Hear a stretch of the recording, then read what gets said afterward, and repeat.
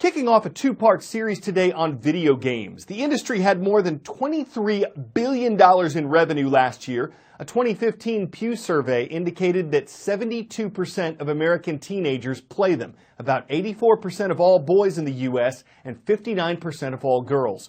But games have their downsides as well as their upsides, and this week we're examining both, starting with the mental and physical threats they can pose to gamers. Oh, Fury is going to go in. This should be the first blood. They got the sprout on Sanjing as well. There's probably going to be a double. Denny's ulti. It hits. The game is Dota 2, and this is the international tournament. At stake, a whole lot of cash and bragging rights that your team is the best in the world. Navi have just won $1 million. How did you get into gaming in the first place?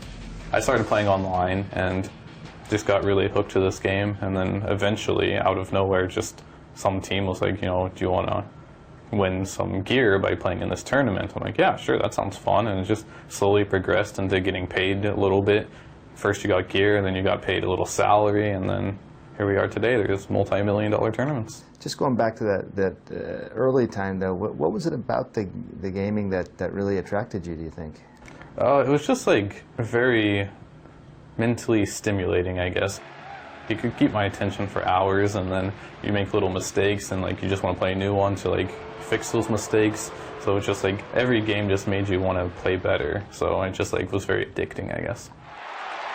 And that addiction helps explain why Dota claims more than 13 million unique players a month.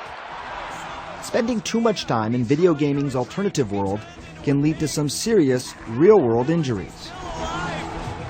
So this is your owner styloid. Dr. Levi Harrison is the self-proclaimed and now trademarked esports doctor.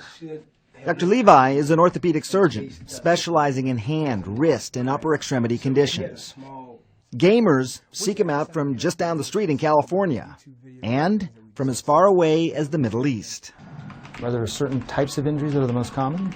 Well, yes, I see a lot of repetitive stress injuries, specifically tendonitis. I also see carpal tunnel. I see cubital tunnels.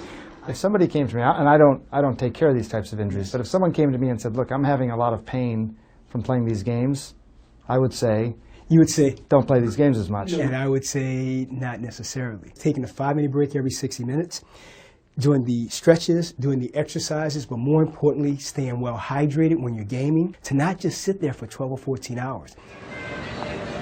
But the problem with extreme gamers, they just don't know when enough is enough. China was the first country in the world to declare internet addiction a clinical disorder in 2008. These teenagers in Beijing can't pull themselves away from the computer. Not to eat, not to sleep, not even to go to school. The documentary Web Junkie follows them as their parents have them admitted to Daxing Internet Addiction Treatment Center. It's an attempt to break them of their bad habits. 有的孩子在上网上到非常极端的时候了，怕这个上厕所连解小便什么的影响他上网打游戏，他带上尿不湿，人一定是吃坚果的时候。